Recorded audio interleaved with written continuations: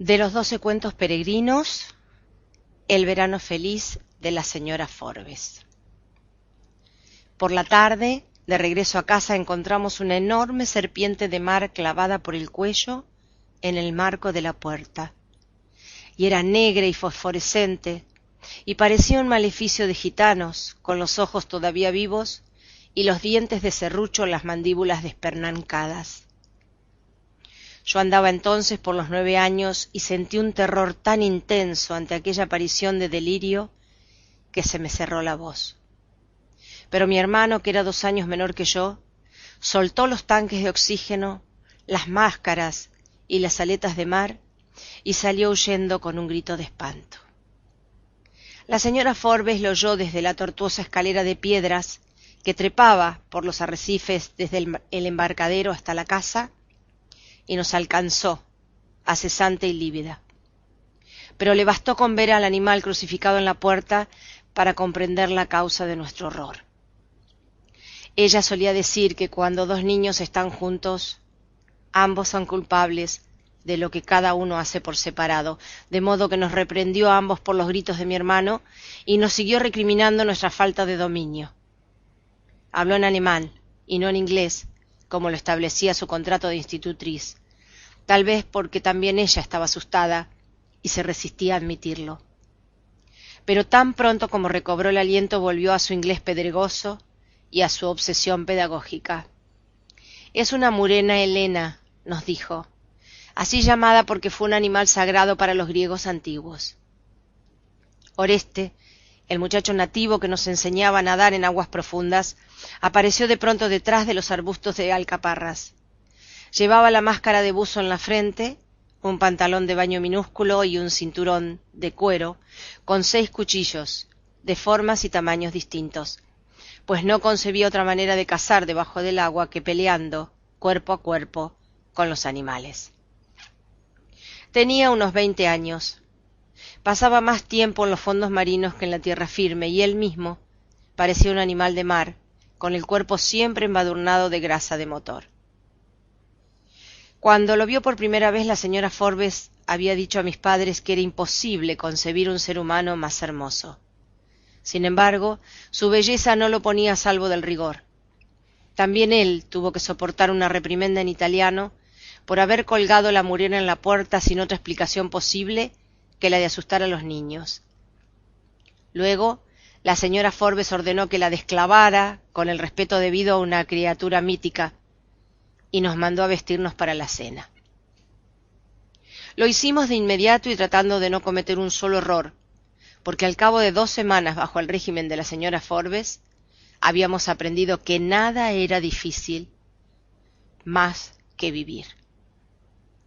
Mientras nos duchábamos en el baño en penumbra, me di cuenta que mi hermano seguía pensando en la murena. Tenía ojos de gente, me dijo. Yo estaba de acuerdo, pero le hice creer lo contrario y conseguí cambiar de tema hasta que terminé de bañarme. Pero cuando salí de la ducha me pidió que me quedara para acompañarlo. Todavía es de día, le dije. Abrí las cortinas. Era pleno agosto y a través de la ventana se veía la ardiente llanura lunar hasta el otro lado de la isla y el sol parado en el cielo. No es por eso, dijo mi hermano. Es que tengo miedo de tener miedo. Sin embargo, cuando llegamos a la mesa parecía tranquilo y había hecho las cosas con tanto esmero que mereció una felicitación especial de la señora Forbes y 2 puntos más en su buena cuenta de la semana. A mí, en cambio, me descontó 2 puntos de los 5 que ya tenía ganados, porque a última hora me dejé arrastrar por la prisa y llegué al comedor con la respiración alterada. Cada 50 puntos nos daban derecho a una doble ración de postre, pero ninguno de los 2 había logrado pasar de los 15 puntos. Era una lástima de veras, porque nunca volvimos a encontrar unos budines más deliciosos que los de la señora Forbes. Antes de empezar la cena rezábamos de pie frente a los platos vacíos. La señora Forbes no era católica, pero su contrato estipulaba que nos hiciera rezar 6 veces al día, y había aprendido nuestras oraciones para cumplirlo. Luego nos sentábamos los 3, reprimiendo la respiración mientras ella comprobaba hasta el detalle más ínfimo de nuestra conducta y sólo cuando todo parecía perfecto, hacía sonar la campanita. Entonces entraba Fulvia Flaminia, la cocinera, con la eterna sopa de fideos de aquel verano aborrecible. Al principio, cuando estábamos solos con nuestros padres, la comida era una fiesta. Fulvia Flaminia nos servía cacareando en torno a la mesa con una vocación de desorden que alegraba la vida, y al final se sentaba con nosotros y terminaba comiendo un poco de los platos de todos. Pero desde que la señora Forbes se hizo cargo de nuestro destino, nos servía en un silencio tan oscuro que podíamos oír el borboriteo de la sopa hirviendo en la marmita. Cenábamos, con la espina dorsal apoyada en el espaldar de la silla, masticando 10 veces con un carrillo y 10 veces con el otro, sin apartar la vista de la férrea y lánguida mujer otoñal, que recitaba de memoria una lección de urbanidad. Era igual que la misa del domingo, pero sin el consuelo de la gente cantando. El día en que encontramos la murena colgada en la puerta, la señora Forbes nos habló de los deberes para con la patria. Fulvia Flaminia, casi flotando en el aire enrarecido por la voz, nos sirvió, después de la sopa, un filete al carbón de una carne nevada con un olor exquisito. A mí, que desde entonces prefería el pescado a cualquier otra cosa de comer de la tierra o del cielo, aquel recuerdo de nuestra casa en Guacamayal me alivió el corazón, pero mi hermano rechazó el plato sin probarlo. No me gusta, dijo. La señora Forbes interrumpió la lección. No puedes saberlo, le dijo, ni siquiera lo has probado. Dirigió a la cocinera una mirada de alerta, pero ya era demasiado tarde. La murena es el pescado más fino del mundo, filio mío, le dijo Fulvia Flaminia. Pruébalo y verás. La señora Forbes no se alteró. Nos contó con su método inclemente que la murena era un manjar de reyes en la antigüedad y que los guerreros se disputaban su hiel porque infundía un coraje sobrenatural. Luego nos repitió, como tantas veces en tan poco tiempo, que el buen gusto no es una facultad congénita, pero que tampoco se enseña a ninguna edad, sino que se impone desde la infancia, de manera que no había ninguna razón válida para no comer. Yo, que había probado la murena antes de saber lo que era, me quedé para siempre con la contradicción. Tenía un sabor terso, aunque un poco melancólico, pero la imagen de la serpiente clavada en el dintel era más apremiante que mi apetito. Mi hermano hizo un esfuerzo supremo con el primer bocado, pero no pudo soportarlo. Vomitó. Vas al baño, le dijo a la señora Forbes sin alterarse. Te lavas bien y vuelves a comer. Sentí una gran angustia por él, pues sabía cuánto le costaba atravesar la casa entera con las primeras sombras y permanecer solo en el baño el tiempo necesario para lavarse. Pero volvió muy pronto con otra camisa limpia, pálido y apenas sacudido por un temblor recóndito, y resistió muy bien el examen severo de su limpieza. Entonces la señora Forbes trinchó un pedazo de la murena y dio la orden de seguir. Yo pasé un segundo bocado a duras penas. Mi hermano, en cambio, ni siquiera cogió los cubiertos. No lo voy a comer, dijo. Su determinación era tan evidente que la señora Forbes la esquivó. Está bien, dijo, pero no comerás postre. El alivio de mi hermano me infundió su valor. Crucé los cubiertos sobre el plato tal como la señora Forbes nos enseñó que debía hacerse al terminar, y dije, yo tampoco comeré postre. Ni verán la televisión, replicó ella.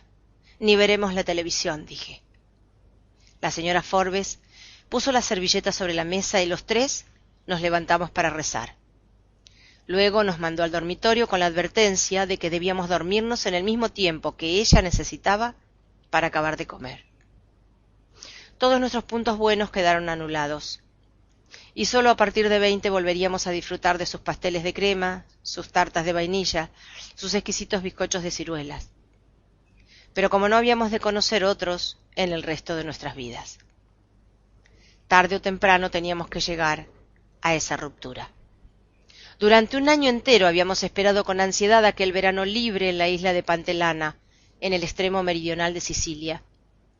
Y lo había sido en realidad durante el primer mes en que nuestros padres estuvieron con nosotros. Todavía recuerdo como un sueño la llanura solar de rocas volcánicas, el mar eterno, la casa pintada de cal viva hasta los sardineles, desde cuyas ventanas se veían, en las noches sin viento, las aspas luminosas de los faros de África. Explorando con mi padre los fondos dormidos alrededor de la isla, habíamos descubierto una ristra de torpedos amarillos, encallados desde la última guerra. Habíamos rescatado una ánfora griega de casi 1 metro de altura, con guirnaldas petrificadas, en cuyo fondo yacían los rescoldos de un vino inmemorial y venenoso. Y nos habíamos bañado en un remanso humeante, cuyas aguas eran tan densas que casi se podía caminar sobre ellas. Pero la revelación más deslumbrante para nosotros había sido Fulvia Flaminia. Parecía un obispo feliz y siempre andaba con una ronda de gatos soñolientos que le estorbaban para caminar, pero ella decía que no lo soportaba por amor, sino para impedir que se le comieran las ratas. De noche, mientras nuestros padres veían en la televisión los programas para adultos, Fulvia Flaminia nos llevaba con ella a su casa, a menos de 100 metros de la nuestra, y nos enseñaba a distinguir las algarabías remotas, las canciones, las ráfagas de llanto de los vientos de Túnez. Su marido era un hombre demasiado joven para ella, que trabajaba durante el verano en los hoteles de turismo al otro extremo de la isla y solo volvía a casa para dormir. Oreste vivía con sus padres un poco más lejos y aparecía siempre por la noche con ristras de pescados y canastas de langostas acabadas de pescar, y las colgaba en la cocina para que el marido de Fulvia Flaminia las vendiera al día siguiente en los hoteles. Después se ponía otra vez la linterna de buzo en la frente y nos llevaba a cazar las ratas de monte, grandes como conejos, que acechaban los residuos de las cocinas. A veces volvíamos a casa cuando nuestros padres se habían acostado y apenas si podíamos dormir con el estruendo de las ratas disputándose las sobras en los patios. Pero aún aquel estorbo era un ingrediente mágico de nuestro verano feliz. La decisión de contratar una institutriz alemana solo podía ocurrírsele a mi padre, que era un escritor del Caribe con más ínfulas que talento. Deslumbrado por las cenizas de las glorias de Europa, siempre pareció demasiado ansioso por hacerse perdonar su origen, tanto en los libros como en la vida real. Y se había impuesto la fantasía de que no quedara en sus hijos ningún vestigio de su propio pasado. Mi madre siguió siendo siempre tan humilde como lo había sido de maestra errante en la Alta Guajira, y nunca se imaginó que su marido pudiera concebir una idea que no fuera providencial, de modo que ninguno de los dos debió preguntarse con el corazón cómo iba a ser nuestra vida con una sargenta de Dortmund, empeñada en inculcarnos a la fuerza los hábitos más rancios de la sociedad europea, mientras ellos participaban con 40 escritores de moda en un crucero cultural de 5 semanas por las islas del mar Egeo.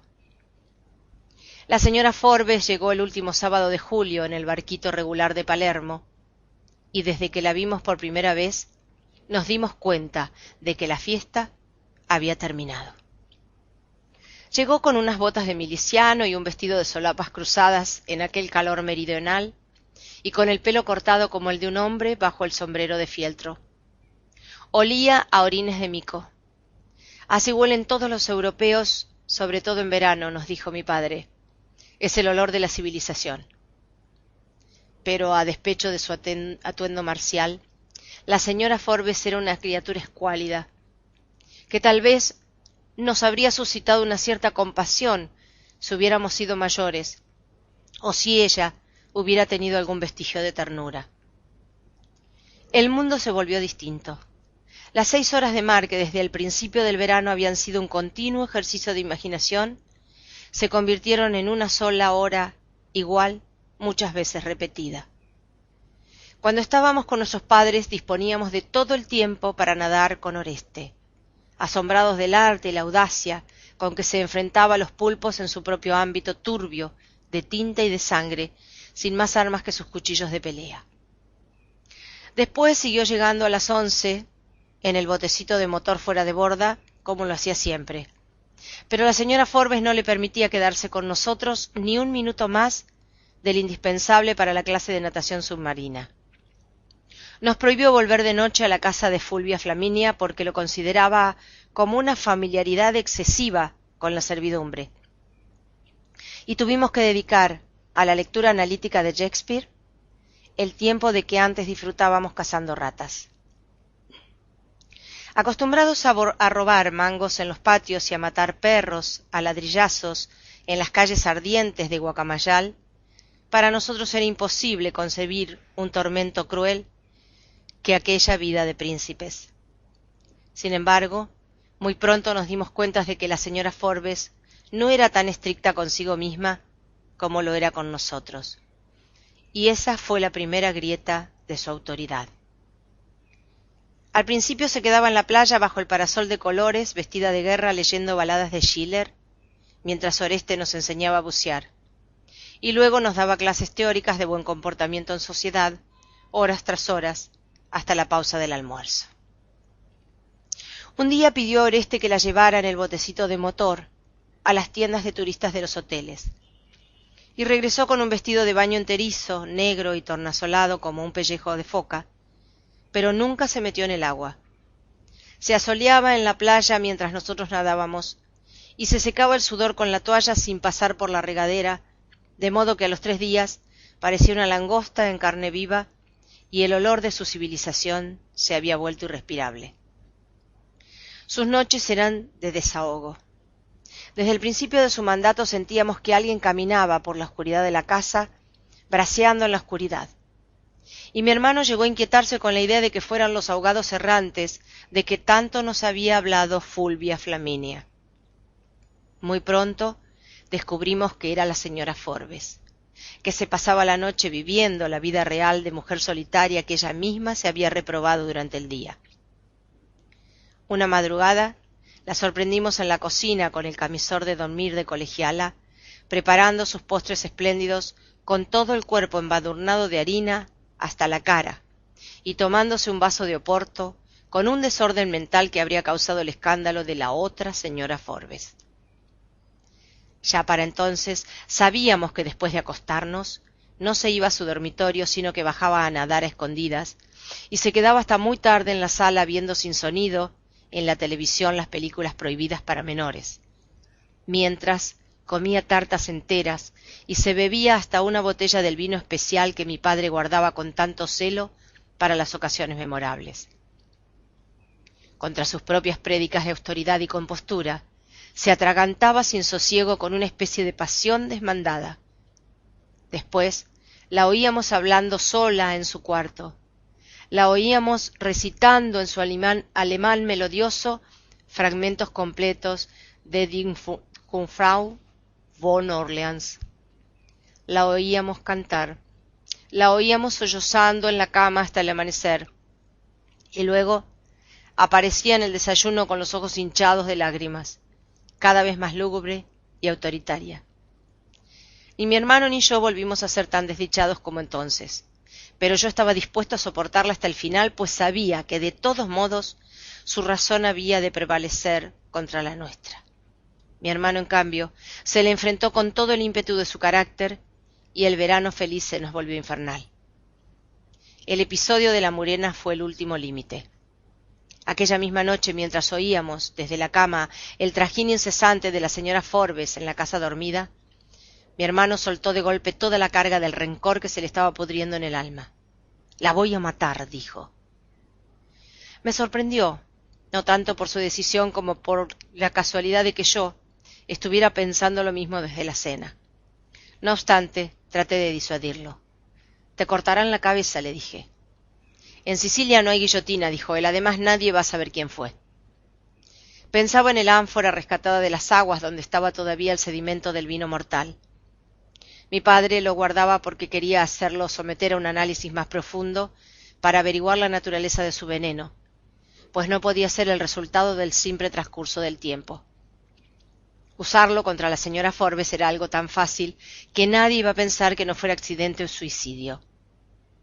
De modo que al amanecer, cuando la sentimos caer extenuada por la fragorosa vigilia, Echamos vino del ánfora en la botella del vino especial de mi padre. Según habíamos oído decir, aquella dosis era bastante para matar un caballo. El desayuno lo tomábamos en la cocina a las 9 en punto, servido por la propia señora Forbes, con los panecillos de dulce que Fulvia Flaminia dejaba muy temprano sobre la hornilla. 2 días después de la sustitución del vino, mientras desayunábamos, mi hermano me hizo caer en la cuenta con una mirada de desencanto que la botella envenenada estaba intacta en el aparador. Eso fue un viernes, y la botella siguió intacta durante el fin de semana, pero la noche del martes la señora Forbes se bebió la mitad mientras veía las películas libertinas de la televisión. Sin embargo, llegó tan puntual como siempre el desayuno del miércoles. Tenía su cara habitual de mala noche y los ojos estaban tan ansiosos como siempre detrás de los vidrios macizos, y se le volvieron aún más ansiosos cuando encontró en la canasta de los panecillos una carta con sellos de Alemania. La leyó mientras tomaba el café, como tantas veces nos había dicho que no se debía hacer, y en el curso de la lectura le pasaban por la cara las ráfagas de claridad que irradiaban las palabras escritas. Luego arrancó las estampillas del sobre y las puso en la canasta con los panecillos sobrantes para la colección del marido de Fulvia Flaminia. A pesar de su mala experiencia inicial, aquel día nos acompañó en la exploración de los fondos marinos y estuvimos divagando por un mar de aguas delgadas hasta que se nos empezó a agotar el aire de los tanques y volvimos a casa sin tomar la lección de buenas costumbres. La señora Forbes no solo estuvo de un ánimo floral durante todo el día, sino que a la hora de la cena parecía más viva que nunca. Mi hermano, por su parte, no podía soportar el desaliento. Tan pronto como recibimos la orden de empezar, apartó el plato de sopa de fideos con un gesto provocador. «Estoy hasta los cojones de esta agua de lombrices», dijo. Fue como si hubiera tirado en la mesa una granada de guerra. La señora Forbes se puso pálida. Sus labios se endurecieron hasta que empezó a disiparse el humo de la explosión, y los vidrios de sus lentes se empañaron de lágrimas. Luego se los quitó, los secó con la servilleta y, antes de levantarse, la puso sobre la mesa con la amargura de una capitulación sin gloria. «Hagan lo que les dé la gana», dijo. «Yo no existo».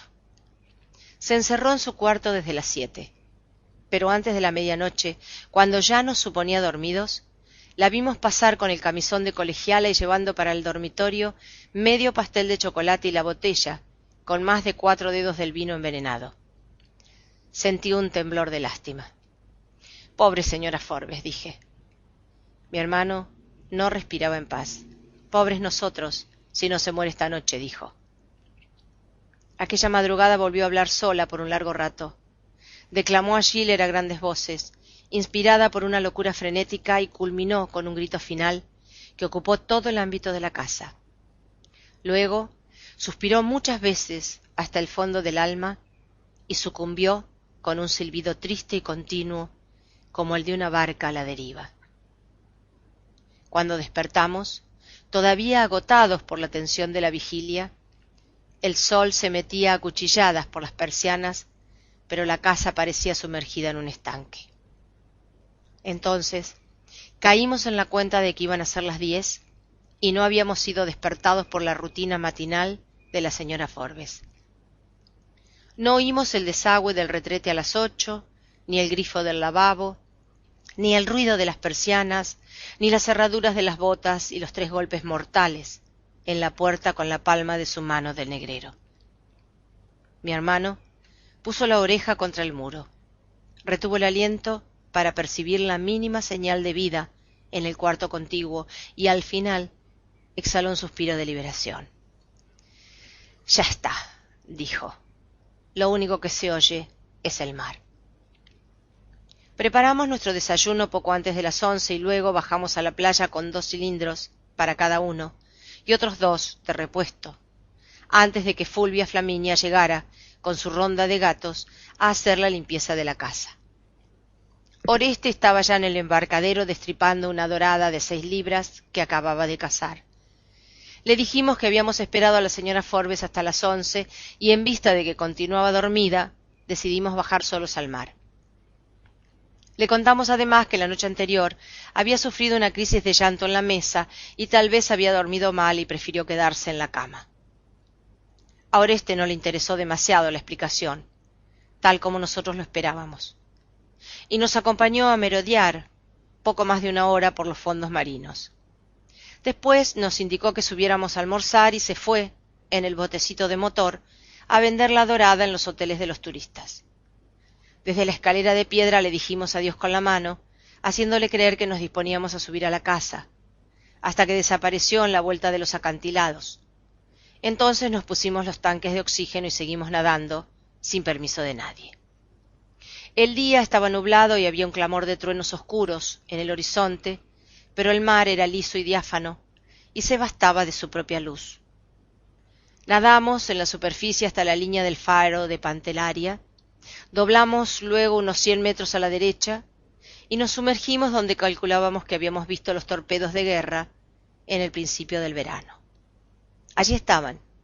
Eran 6, pintados de amarillo solar y con sus números de serie intactos, y acostados en el fondo volcánico en un orden perfecto que no podía ser casual.